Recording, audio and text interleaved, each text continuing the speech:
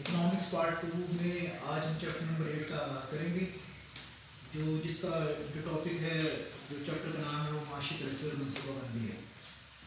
اور آج ہمارا جو کویشچن ہے وہ یہ ہے کہ معاشی ترقی سے کیا مراد ہے اور اس کی پیمائش کس طرح ممکن ہے۔ تو آج ہم اس کو ڈیٹیل میں پڑھنے والے ہیں۔ آپ یہ دیکھیں کہ اگر معاشی ترقی کے حوالے سے دنیا میں جتنے بھی ممالک ہیں ان کو 2 گروہوں میں تقسیم کیا گیا ہے۔ وہ کون کون سے ہیں؟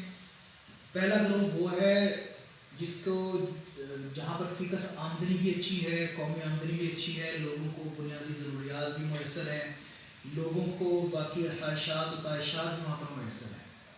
ان کو کیا کہا جاتا ہے؟ ان کو کہا جاتا ہے ڈیولپمنٹ کنٹریز۔ سمجھ آ گئی کیا کہا جاتا ہے؟ Development countries.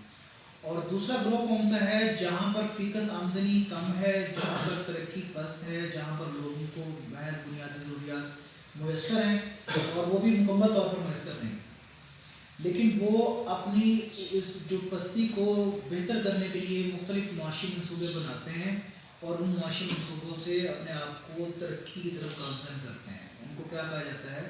ترقی پذیر۔ جو ترقی یافتہ ممالک ہیں اس میں آپ کا آسٹریلیا ہے، آپ کا امریکہ ہے، آپ کا چائنا ہے، آپ کا رشیا ہے، آپ کا روس ہے، اور بے شمار ایسے ممالک ہیں جہاں پر یہ ترقی کا عمل جو ہے وہ گامزن ہے۔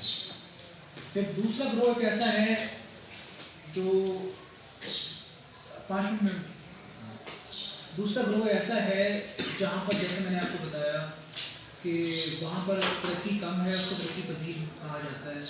اور ترقی پذیر ممالک میں پاکستان ہے جہاں پر فیکس آمدنی کم ہے، ہندوستان ہے، بنگلہ دیش ہے اور اس طرح کے ممالک ہیں۔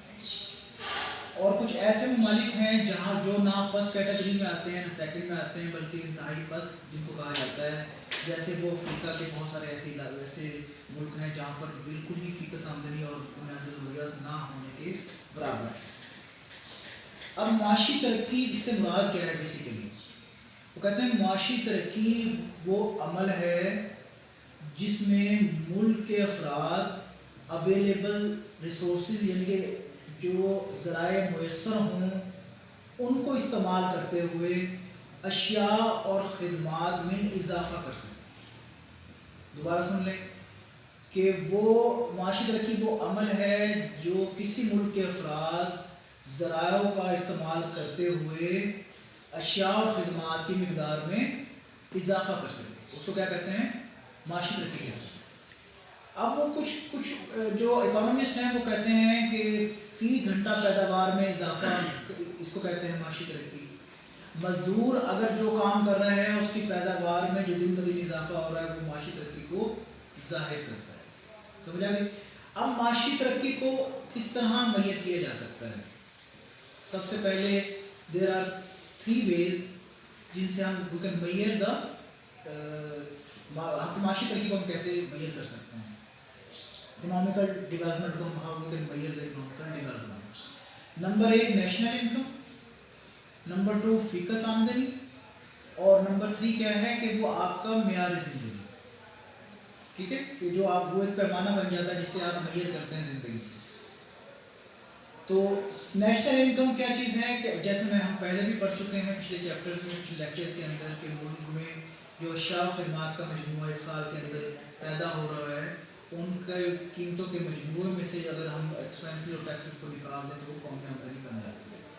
تو جس ملک کی قومی آمدنی جتنی زیادہ ہوگی تو بیسیکلی کیا ہے کہ وہ سمجھا جائے گا کہ وہ ملک ترقی یافتہ ہے، اور وہ قومی آمدنی کئی سالوں تک مسلسل وہ بڑھتی رہے تو اس کو کیا کہیں گے کہ وہ ملک جو ہے وہ معاشی طور پر ترقی کر رہا ہے، کیونکہ اس ملک کی قومی آمدنی میں مسلسل اضافہ ہو رہا ہے۔ سمجھ آ رہی؟ اسی طرح نمبر 2 پر آ جائیں، فیکس آمدنی۔ فیکس آمدنی سے مراد کی کیا ہے کہ پر پرسن آمدنی کتنی ہے اس ملک کی۔ اب آپ یہ دیکھیں کہ جس ملک کی فیکس آمدنی بہتر ہوگی وہ ملک بھی معاشی طور پر مستحکم سمجھا جائے گا۔ مثال کے طور پر اگر ایک ملک کے اندر فیکس آمدنی زیادہ ہے تو وہ ترقی یافتہ کنسیڈر ہوگا، اور ایک ملک کے اندر جہاں پر فیکس آمدنی انتہائی کم ہے تو وہ ترقی پذیر کہہ لیں گے، اس سے بھی پس سمجھ لیں کہ وہ ملک سمجھا جاتا ہے۔ تو اس کے لیے لوگ یہ مختلف اکانومسٹ مختلف رائے دیتے ہیں کہ جی آپ کیا کہتے ہیں آبادی کو کنٹرول کر لیں تو آپ کی جو ہے یہ فی کس آمدنی بہتر ہو جائے گی، اور اتنا کہ بہت سارے مشورے دیے جاتے ہیں۔ سب سے پہلے میں پچھلے پوائنٹ پر آتا ہوں، نیشنل انکم کو میں کچھ رکاوٹیں بھی آتی ہیں جب ہم معاشی ترقی کو میئر کرنے کے لیے نیشنل انکم یعنی کہ قومی آمدنی کا سہارا لیتے ہیں۔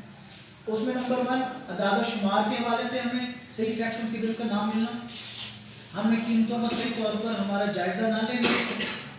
نمبر 3 کیا ہے کہ ہمیں ٹیکسز کے اور نان ٹیکسز کی صحیح انفارمیشن نہ ہونا اور مکمل طور پر کلیکشن نہ ہونا۔ یہ نیشنل انکم یعنی قومی آمدنی کو مکمل طور پر جس سے ہم معاشی ترقی کو پیمائش کر رہے ہیں، جب یہی ممکن نہیں ہوگی، ہم قومی آمدنی کو میئر نہیں کر سکتے اور قومی آمدنی کو میئر نہیں کر سکتے تو ہم معاشی ترقی کو ہم میئر نہیں کر سکتے۔ ٹھیک ہے، اب فی کس آمدنی میں سمجھ آ گئی آپ کو؟ فی کس آمدنی میں کیا کرتے ہیں، قومی آمدنی کو ٹوٹل آبادی سے ہم ڈیوائڈ کر دیتے ہیں۔ اگر کسی ملک کی فی کس آمدنی نیشنل انکم زیادہ ہے لیکن اس کی آبادی بھی زیادہ ہے، تبھی بھی اس کی فی کس آمدنی کم ہو جائے گی۔ سمجھ آ رہی؟ نمبر 3 پر اس پیمائش کا طریقہ معیار زندگی ہے۔ اگر کسی ملک کے رہنے والے افراد ان کی معیار زندگی بہتر ہے، ان کو بیسک نیسیسٹیز مل رہی ہیں، ان کو کھانے کے لیے، ان کو پہننے کے لیے، ان کو رہنے کے لیے، ان کو جو ہے ہیلتھ کی فیسلٹیز، ایجوکیشن کی فیسلٹیز مل رہی ہیں، تو ہم یہ سمجھتے ہیں کہ ان کا معیار زندگی بہتر ہے۔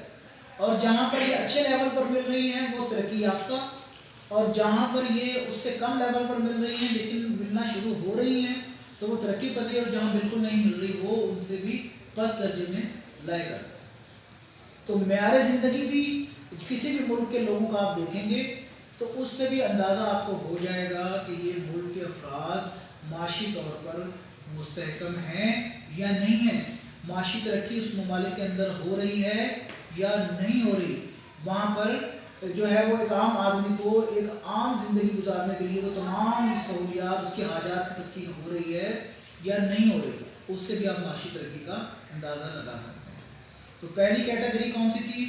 نیشنل انکم کے ذریعے ہم معاشی ترقی کو میئر کر رہے ہیں۔ نمبر 2 فی کس آمدنی سے ہم معاشی ترقی کو ہم میئر کر رہے ہیں، اور نمبر 3 ہم معیار زندگی کو دیکھ کر معاشی ترقی کو میئر کر رہے ہیں۔ ٹھیک ہے، تو امید کرتا ہوں کہ آج کا سوال آپ کو سمجھ آ گیا ہوگا، تو انشاءاللہ کل ہم دوسرے ٹاپک کے ساتھ دوبارہ ملیں گے۔ اللہ حافظ۔